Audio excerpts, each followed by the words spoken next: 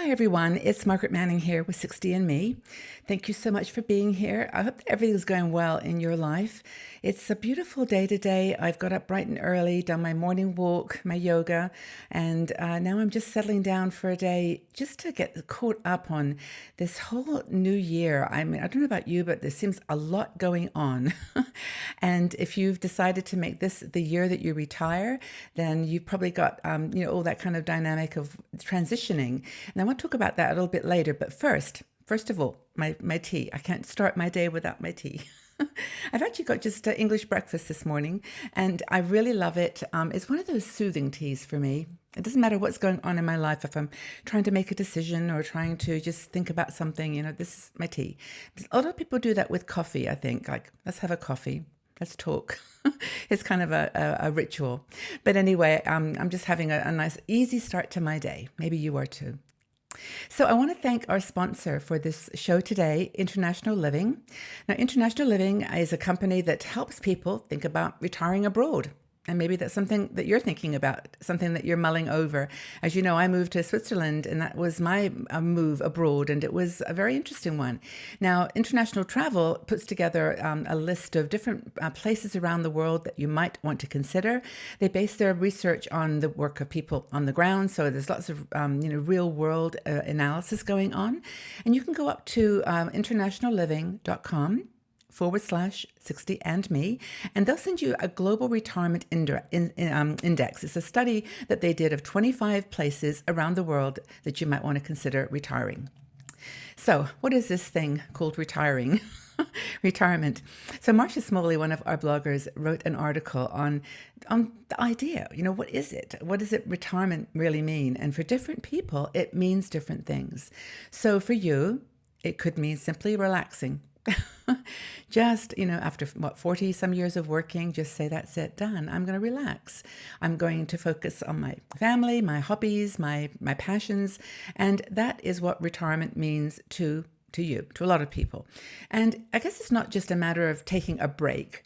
It's actually taking it easy, taking it really, breaking through the schedules that you've always been tied to the scripts that you've always had to live, the clothes you've had to wear, the things you've had to say and think and do.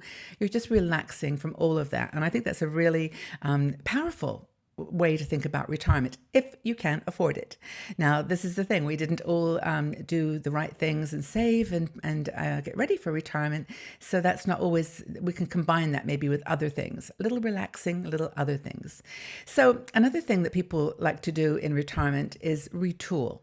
And what that basically means is reinvent themselves, look at things that they've always wanted to do, those hobbies or those skills.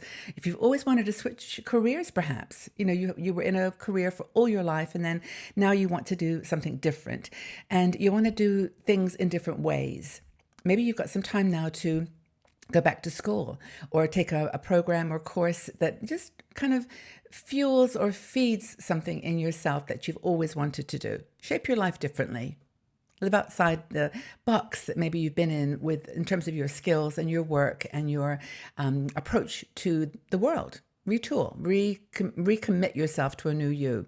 And that's definitely another R. These are 4 R's, by the way, that Marcia talks about. So there's relax and retool. And then the other one is to reengage. Now, all your life you've been, in my case, and also maybe a lot of you, you've done things for other people. You've raised a family, perhaps, or you have taken your job and career super seriously, and you've actually done nothing but work around those definitions of who you are. Maybe you've belonged to clubs or groups that seem like the right thing at the time. Parent groups or family organizations, things that defined the old you. Now you've got a chance to re-engage with the world in a different way. Maybe you want to continue to work, but you just want to do it in a way where you're a consultant or you're giving back in a way that's more relaxed and more on your terms. If you've got maybe perhaps issues with money and enough for money for retirement, you've got to go back to work and re-engage with the workplace and with people that are 30 years younger than you and deal with all of that. But it certainly can be done. And if you do decide to go back to work now, technology is really at our fingertips. We can do things from home. We can become a consultant or do, there's a whole list of things. We actually have an article on this, 60 things you can do in retirement. But it's, it's that looking at re-engaging yourself in a new way with perhaps an old model. So re-engage is the next R. You can also re-engage with yourself and with your family. You have a little bit more time to re-engage with those relationships that maybe you've put to one side, or just maybe you've changed and you really want to re-engage in a new way completely. So I think that's an important aspect of retirement in the broad sense. Another way that we reconnect, another R, is reconnect. And that's where we are actually physically reconnecting with ourselves, with our families, with our people, and important people. Maybe a lot of your career you've been connecting for that, that deal or that job or that job description. But now you've got an opportunity to really, truly reconnect with the inner self. We've talked about this actually before, and I think it's super important about reconnecting with your spiritual self. There's a really great book I read by, I've forgotten his name now, but it's called The Power of Character, Force of Character. And it's about why we age. And we age, in his opinion, he was a Jungian psychologist, we engage to connect with our spiritual self, to reconnect with the inner wisdom that we have accumulated over all these years of working and living and losing and gaining. It's that we've faced fear, and so we're more fearless. It's just really that point of reconnection at a deeper level. So those are the four. Relaxing, retooling, re-engaging, and reconnecting. Those are the ones that Marcia mentions. And she says one thing, I was just looking at my notes, she says, delight in me time without guilt. Awaken our creative selves and devote our energy to the people that we love. And that should include you. It's just so easy when we say I'm retired to think about that as like a black and white box. But hopefully Marcia here has explained there's 4 different aspects at least. And perhaps you can think about other things that you're doing in retirement that make you, make you feel like that's the next step, the next stage of your growth as a woman. So I think it's really also important to know that there's no right way. Everybody does this differently. Everybody does it in their own way. I'd love to know what you're doing.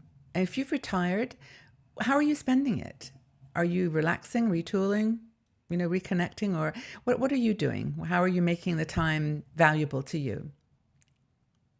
Well, I hope that you've enjoyed this conversation. I really have been thinking a lot about this because I'm actually not probably ever going to retire in the traditional sense. And I'm doing actually all those 4 things myself at once, different times. But maybe you are too. So anyway, please, thank you for being here. Again, as I said, I always love your company. Go out to 60andme.com and check out our articles there.